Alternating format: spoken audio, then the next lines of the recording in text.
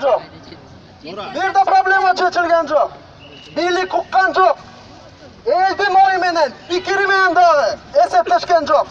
Ошол үчүн биздин бир эле жолубуз бар, бул митингдер. Анткени ошол жол менен гана саясий кырдаал Кыргызстанды өзгөрүшү мүмкүн. Башка жолдор калбай калды. Суу жүрөктөгү, суу жүрөк депутаттардан үмүт өчтү.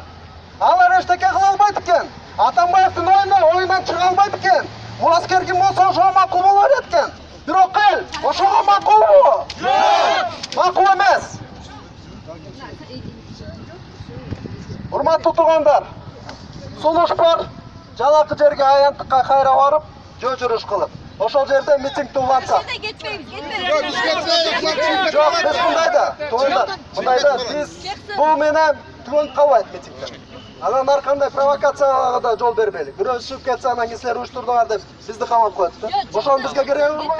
Жок, кереги жок. Ошол үчүн акырын, тынч, тиги аянтка баралып, ошол жерден дагы айтчулар сөзүн айтат. Макулбу?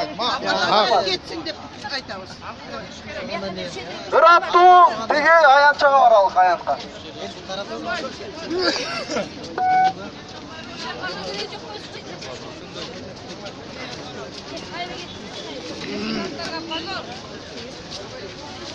Ай, кыйкырып баспайсыңарбы? Экебаевка! Баштанды! Экебаевка! Баштанды! Экебаевка! Баштанды! Саясий колдукта токтолсун! Саясий колдукта! Токтолсун! Саясий колдукта! Токтолсун! Кетерди шуламай! Токтолсун! Кетерди шуламай! Токтолсун! Кетерди шуламай! Токтолсун! Башкы прокурор Жолдубаева жоопко тартылса! Жолдубаева жоопко тартылса! Илим Караченов жоопко тартылса! Абдышеев жоопко тартылса!